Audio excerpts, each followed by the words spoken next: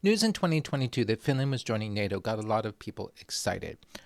Finland, however, is very isn't you can make a very interesting comparison between Finland and Italy. For example, Italy has a terrible military reputation, but most people don't actually know anything about Italy's military capabilities. Finland has a very good military reputation, but like Italy, most people actually don't know anything about Finland's military capabilities. So how excited should we be about Finland? I'm going to answer that question in today's video. My name is Michael Shurkin, and welcome to my YouTube channel, Pax Americana, a conversation about world affairs, global conflict, military strategy, and anything else that happens to be on my mind. And as always, anytime if you're watching this video, if you like what you're hearing or watching, and please feel free to hit like and subscribe, because that actually matters. Now, I'm going to do this video in 4 parts. In the first part, I want to talk about Finland's reputation. Where does it come from? What does it mean? Which means I'm going to take a brief look at Finland's military history, which is just something that I bet a lot of you don't actually know anything about. I, to be very fair, didn't know anything about this stuff until very recently, and so I'm going to assume that you don't either. 2, the second part, I'm going to talk about what distinguishes Finland from many other European countries with regard to defense policy and how it approaches all the usual questions about what its military is for and how does it decide where to invest its military resources, that kind of thing.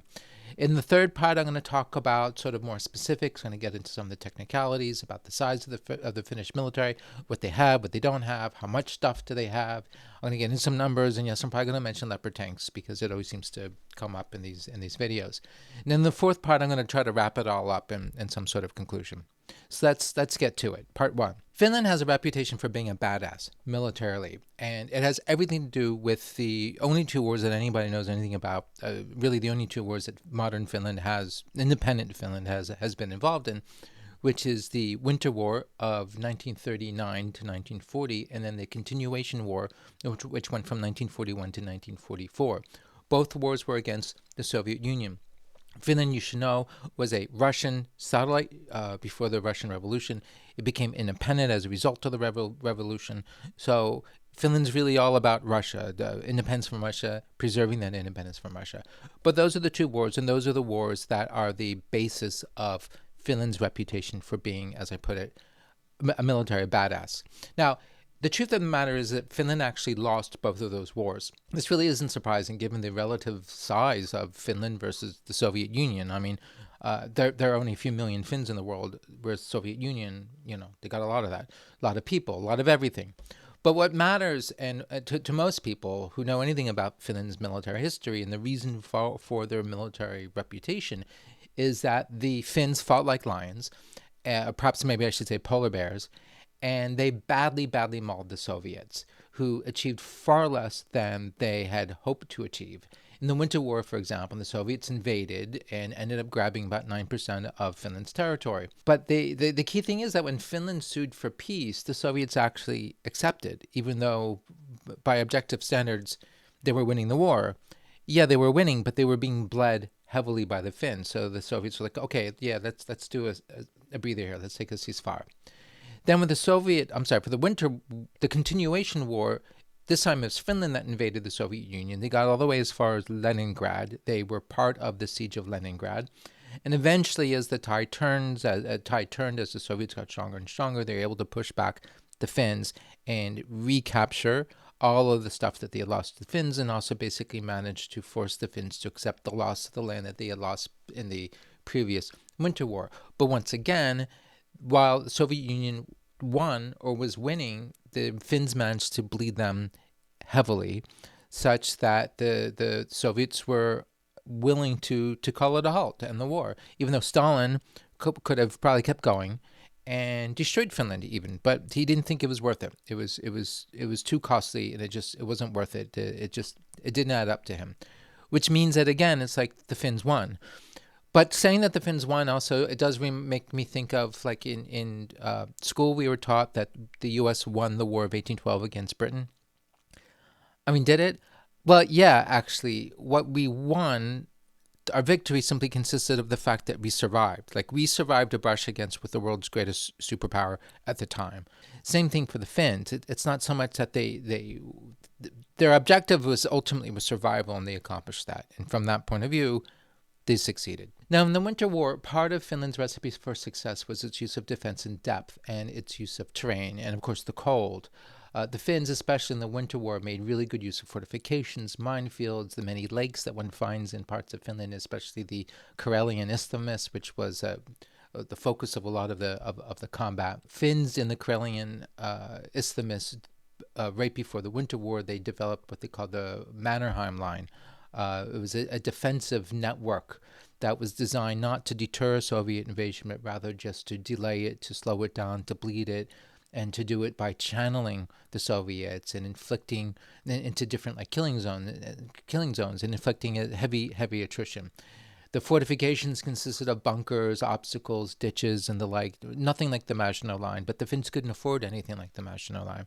Now remember, the Maginot Line was designed ultimately to deter an attack. With the Manfred Line, again, it's not about deterring attack because they didn't have the means to do anything like that, but rather to just make an attack really slow and really painful. And again, I think by any measure, the Finns actually accomplished that.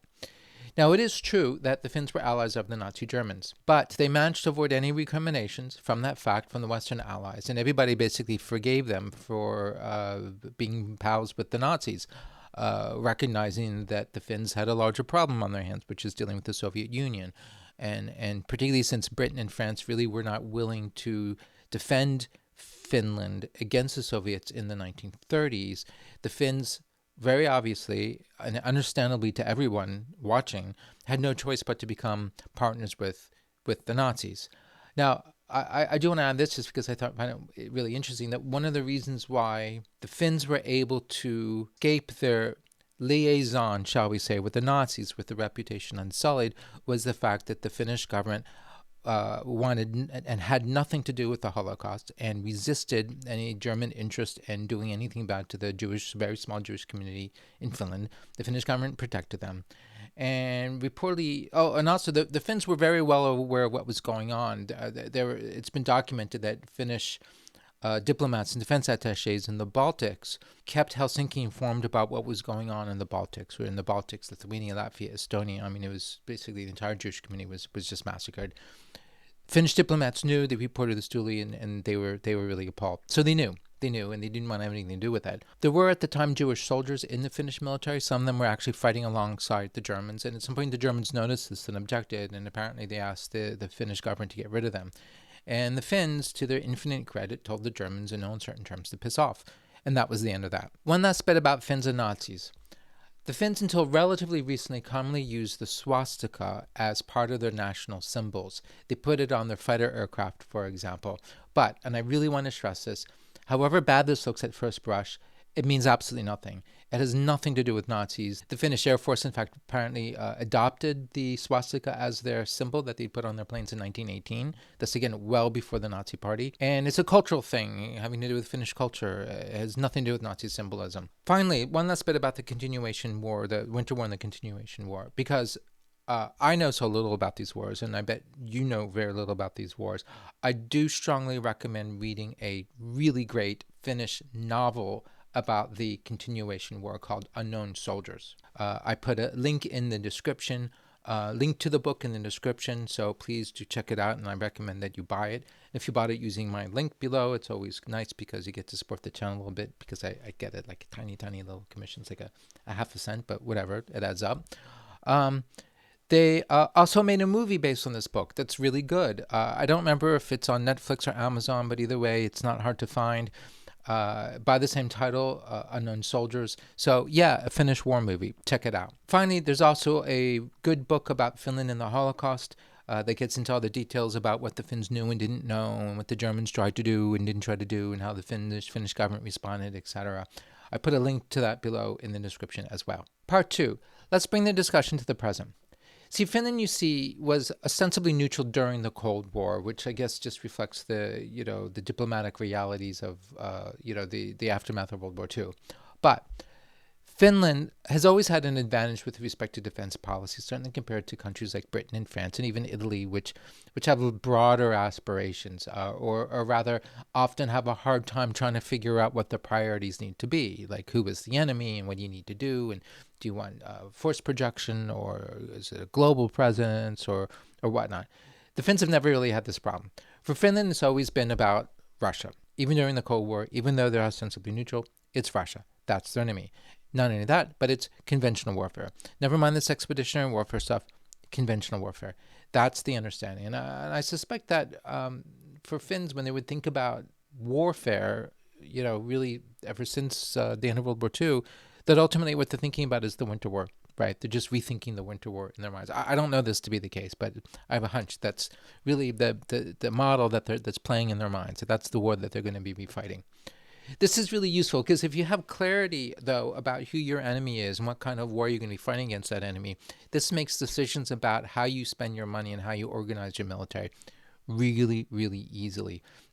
So you don't have any of the problems that the British and the French do in trying to figure out, well, what are our priorities, because we want to be able to do everything. We want a multi-purpose, do anything military that could, come up that can handle, 1,000 different scenarios. With the Finns, no, none of that problem. There's really only one scenario. Now, this does not mean to say that after the Cold War, the Finns also, like everybody else, didn't try to profit from the Cold War peace, post-Cold War peace dividend. So their defense spending, which actually never reached 2% even during the Cold War, 2% GDP, dropped to about 1.1%, which I think was the lowest in 2001.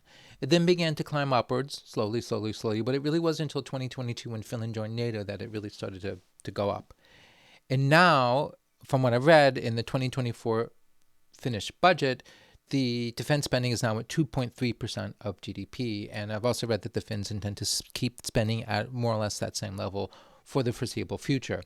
The numbers also hide a truth that's important for Finland, which is that Finland has maintained a conscript army. It still does.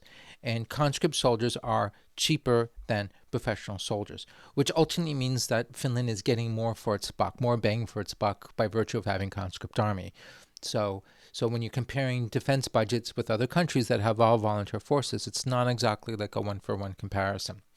The other thing is that the Finns have sort of like the Israeli model, where you have a small active force, which allows it to be kind of affordable, but a gigantic reserve force. So you can then expand these forces so that it reaches proportions, huge proportions, in the case of a national emergency. According to a 2022 article in War on the Rocks about Finland, which is quite good, I put a link in the description to that, Finland's active military only had about 19,000 people in it, plus about a 3,000 strong paramilitary border force. It takes in 22,000 conscripts a year for terms of training that are all under a year. There are different terms from what I've read, different periods of training.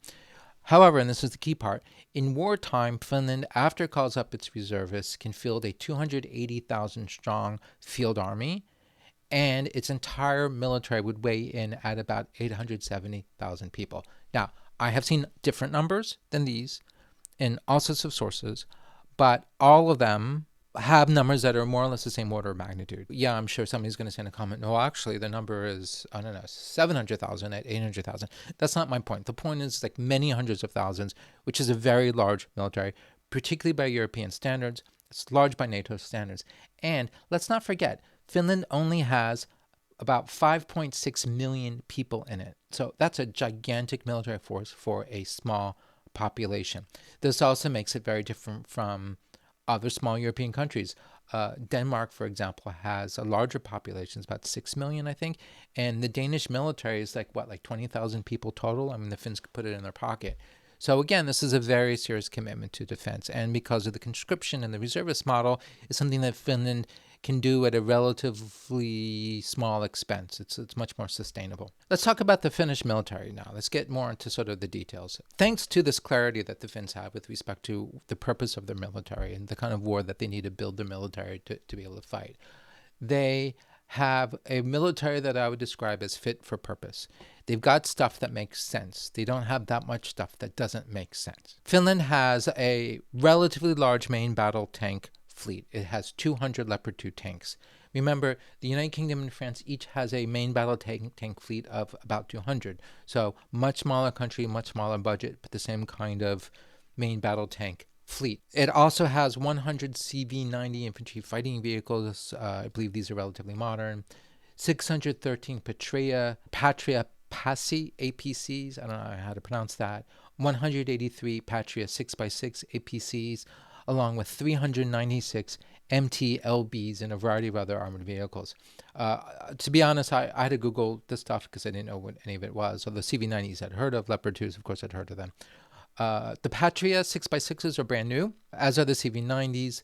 The rest are fairly old, like the MTLBs, which are Soviet made from the 1970s. Now, honestly, to be honest, these numbers are less than what I had expected. I have to keep in mind the relative size of the population, the relative size of the military. Still, I would have expected more. More specifically, I would have expected more of the modern stuff, the CV90s or the Patria 6x6s, and much less of the old Soviet era stuff. But I do expect in the next few years to watch as the Finns are going to be buying more and more of the more modern equipment, and I think getting rid of more and more of the older stuff and perhaps giving it to Ukraine. Now, one interesting aspect of the Finnish army that I think clearly reflects the fact that it has never lost its focus on conventional warfare is the large number of towed howitzers that it has in its inventories. So we're talking, from what I've read, 474 old D-30s, 113 K-83s, and 56 K-98s. Last two are Finnish made. At first I thought actually these numbers were kind of small, but then I realized no, these are huge. The French only have, from what I understand, maybe about 100 towed artillery pieces. The British have maybe 100, 120. The Germans have very few. And again, this reflects the fact that they're committed to conventional warfare.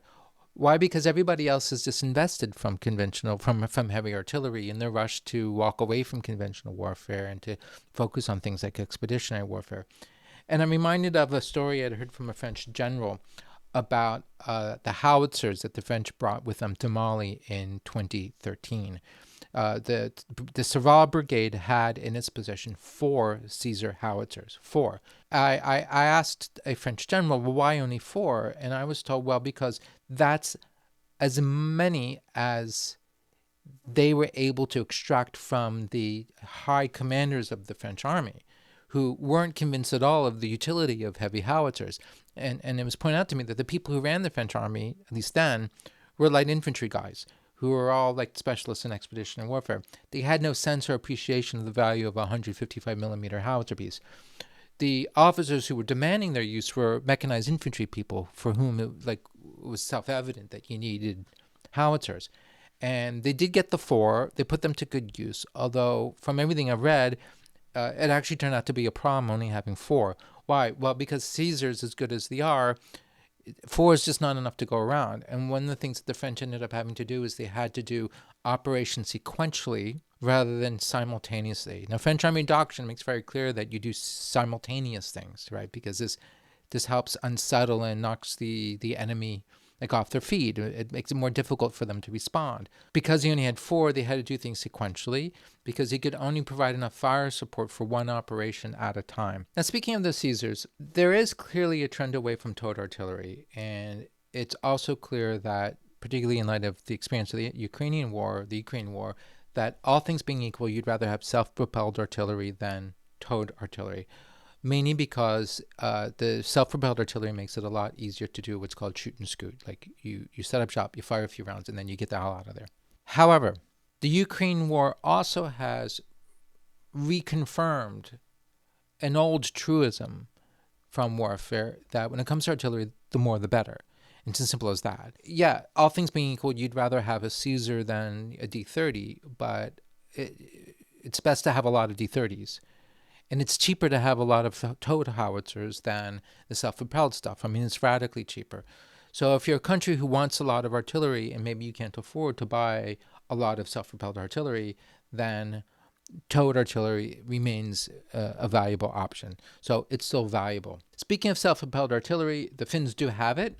A combination of 1970s, 1980s stuff, plus and some brand new cutting-edge systems. For example, Finland has 18 new AMOS or AMOS self-propelled mortar systems and 33 Korean K9 self-propelled howitzers. These, I believe, are state-of-the-art. It also has 74 1970s vintage TS-1 self-propelled howitzers. And as for rocket artillery, they have 35 RM-70s, which according to Wikipedia are basically Czech Grad rocket systems.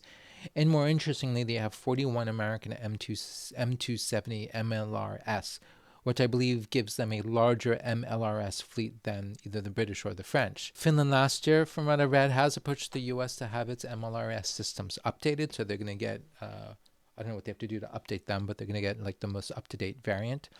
I would expect to see more of these in the next few years. In other words, I would expect to see the Finns buy more self-propelled howitzers, more MLRS, and more maybe HIMARS. But that seems to be the trend, and it wouldn't surprise me if the Finns follow that trend and start investing into having even more capabilities than they already have. Now, to this, I want to add that Finland has relatively large stocks of short and medium range air defense missiles. I cannot identify any more long range air defense missiles or things like Patriots or or ballistic systems like the Arrow 3. But they do have really large quantities of anti-tank missiles, including, according to what I read, 70,000 of the older LAW or LAW rockets, 3 to 10,000 NLAWs, which are, I believe, quite new, and 900 Israeli-made spikes. I also read somewhere that Finland has 39,000 RAC-12 APILAS anti-tank rockets. Yeah, I had to Google that. I had no idea what that was. It's a new, modern, one-shot anti-tank system, very effective. Turning to Finland's navy, Finland has a small navy, but it is also, like the army, fit for purpose, with the purpose being what I would describe as a je ne esque coastal defense. So it's not a blue water fleet. This is all about the waterways and the islands and trying to keep the Soviets at bay and maybe trying to deter maybe amphibious landings or that kind of thing. So what does it have? It has relatively small missile boats that are bristling with anti-ship missiles, including Gabriel anti-ship missiles. It also, and I think this is really interesting, Finland maintains coastal defenses. Coastal artillery. So these are old school, I think they're like 130 millimeter guns in bunkers. And they also have mobile coastal defense systems that are armed with a variety of missiles, including a variant of the Israeli Spike ER. I mean, I think the basic idea is like if you put like a Spike ER on a truck and can zip this truck around on the coast, then that's a really effective coastal defense system because the range of these things is enough, And I always like to imagine like what would the Normandy invasion have been like today? I mean, it couldn't have happened, but like imagine if the Germans had been able to fire anti-tank guided missiles at those landing boats. It would have been absolutely disastrous. But anyway, so that's what the Finnish are thinking. Now, as for the Air Force, Finland in the 1990s acquired F-18s, and Finland operates 61 of them. And then in 2022, Finland ordered 64 F-35As to replace the F-18s. The first F-35 is expected to arrive in 2026. By the way, a fun fact, Finland up until maybe 15, 20 years ago had bicycle-mounted infantry. Apparently, the infantry was ideal, the bicycles were ideal for moving infantry around quickly and silently through the woods in certain parts of Finland.